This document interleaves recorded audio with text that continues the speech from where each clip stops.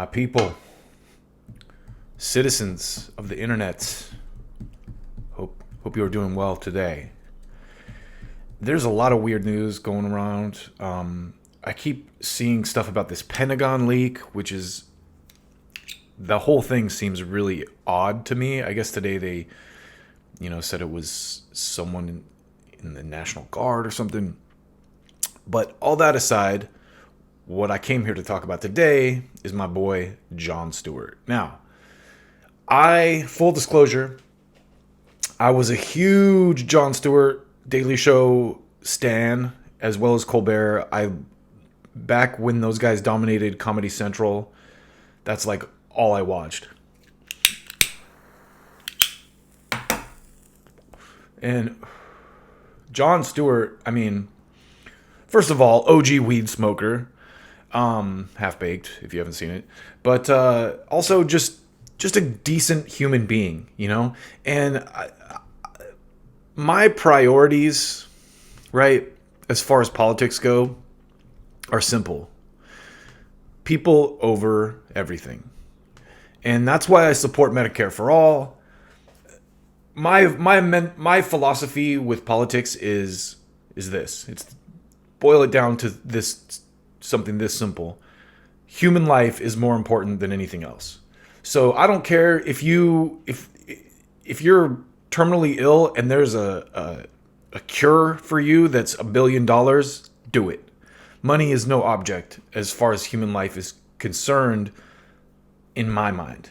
I don't care about property. I care about people and humans over property. And I feel like Jon Stewart is the same. I really get that from him. And critics of him will say he recently did some softball interviews with people like Hillary Clinton and Condoleezza Rice, which is, put yourself in that position is what I always say, because sure, I'm not a big fan of either of those women, and I think that they've both done things to make the world a worse place, but they also are respectable people who got to where they got for a reason, and to engage them in a conversation like Jon Stewart did is really the only way you can handle that situation. What's he going to do? Yell at him on his podcast? So I give him a pass, I think, on stuff like that, where a lot of people don't.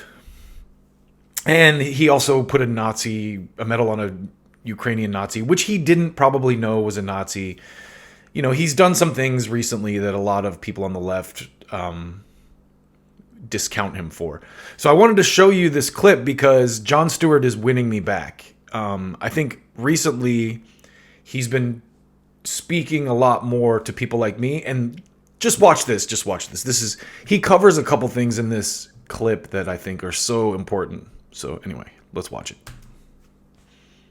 Do you feel like these are unfair questions of somebody within a department of that size and scope?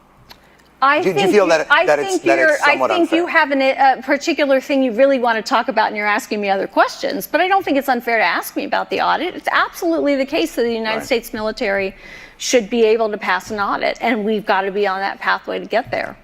But don't you think that does speak to the larger point that we're trying to get at, which is good journalism uncovers corruption?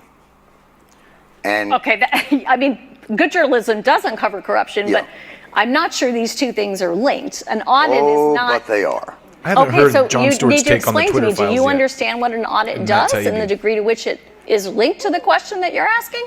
I believe so. Okay, go ahead. Give me your explanation. No, I don't mind learning. So what I would suggest is that the audit that they have in the military doesn't really look at whether or not there's efficacy. It's just whether they got delivered the thing that they ordered. And that is any audit. That is any audit. That is true. But generally, those audits aren't $400 billion for Raytheon and $1.7 trillion for a plane that doesn't seem to be doing. Like, there is a lot of waste, fraud, and abuse within a system. Audits and waste, fraud, and abuse are not the same thing. So let's decompose these please pieces educate me on Sure. what So an the audit is difference. exactly what you just described, Yes. which is, do I know what was delivered to which place? Right. The ability to pass an audit, or the fact that the DoD has not passed an audit, is not suggestive of waste, fraud, and abuse. That is completely false right there. So what is now it it's a question suggestive of, it's suggestive that we don't have an accurate inventory that we can pull up of what we have where. That is not the same as saying we can't do that because waste, fraud, and abuse has occurred. So in my world, Yeah. that's waste. How is that waste? If I give you $1 billion and you can't tell me what happened to it, that to me is wasteful. That means you Well, are we didn't not necessarily- responsible. But if you can't tell me where it went, then what am I supposed to think? And when there has been reporting, I mean, this is not, look, I'm not saying this is on you and that you caused this, but I think it's a tough argument to I'm pretty make sure I that didn't cause it. an $850 billion budget to an organization that can't pass an audit and tell you where that money went. Like, I think most people would consider that somewhere in the realm of waste, fraud, or abuse, because they would wonder why that money isn't well accounted for. And especially when they see food insecurity on military bases, and they see... You want to talk about that? Because that's a good, we should be talking. I mean, Well, I'm it's trying to all- understand is- where you're trying to go, other than the dollars, which really bother you. I think it doesn't really bother me. I think it's all connected. Okay. I think tell when me, I tell look... me that story. Tell me how you're thinking Well, about that. when I see a State Department get a certain amount of money and a military budget be 10 times that, and I see a struggle within government to get people like more basic services, and then that department that got that, I mean, we got out of 20 years of war and the Pentagon got a $50 billion raise. Like, that's shocking to me. Now, I may not understand exactly the ins and outs We ain't out of war. and the incredible magic. We got out of an 20 years of war? What? But I'm a human being who lives on the earth and can't figure out how $850 billion to a department means that the rank and file still have to be on food stamps. Like, to me, that's fucking corruption. I'm sorry.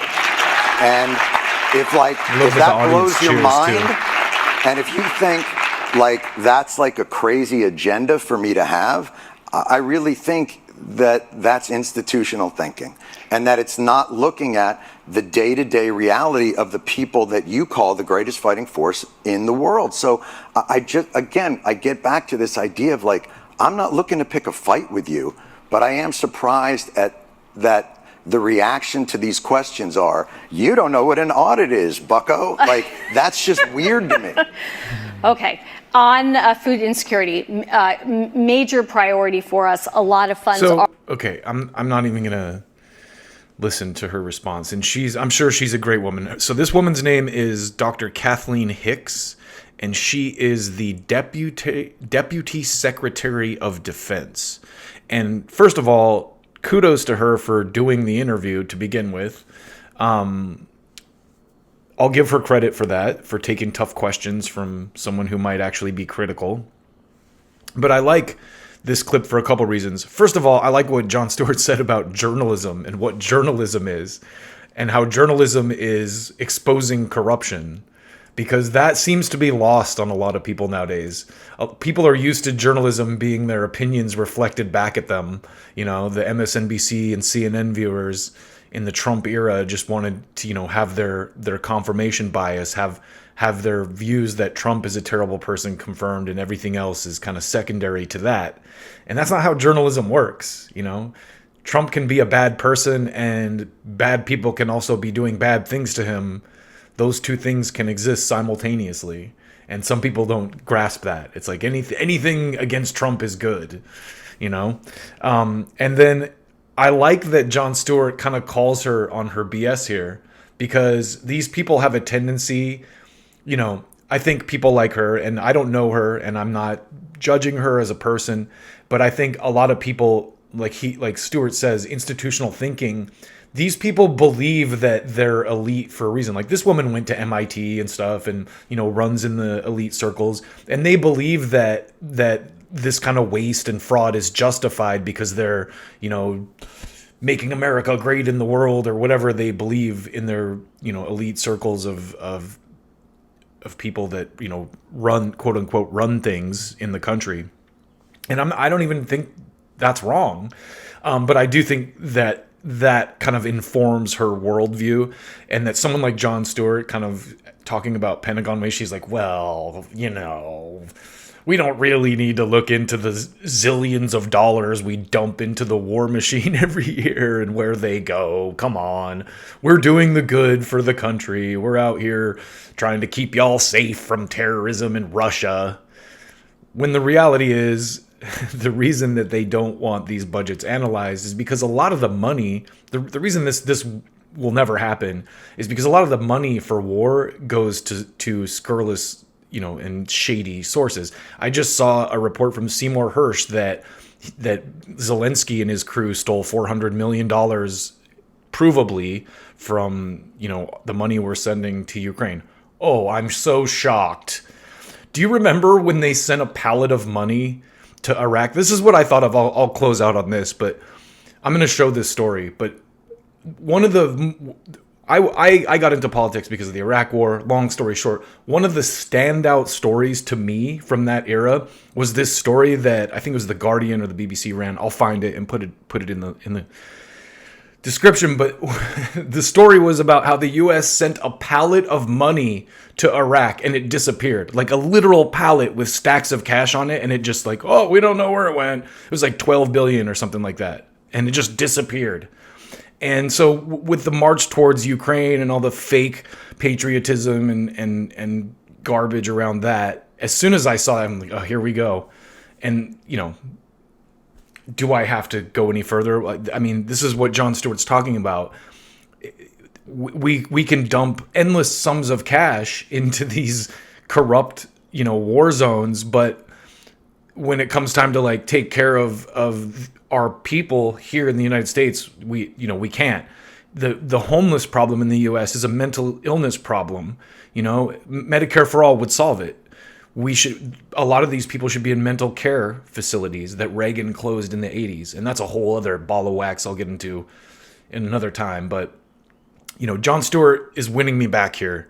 And cheers to him for putting hard questions to people like this, because they're not used to it, and he does it in a classy way. He's not attacking her, but he's bringing to the surface questions that need to be asked. And there's no one on CNN's doing stuff like this, so I don't even know where this came from, this C-SPAN thing. I'll have to dig that up, but I saw the clip. And I just thought it was something that people need to see, because Jon Stewart, to me, again, has always been someone I've looked up to. And I think, he's done some stuff recently that I don't necessarily respect, but that doesn't diminish who he is as a person and what his core values are.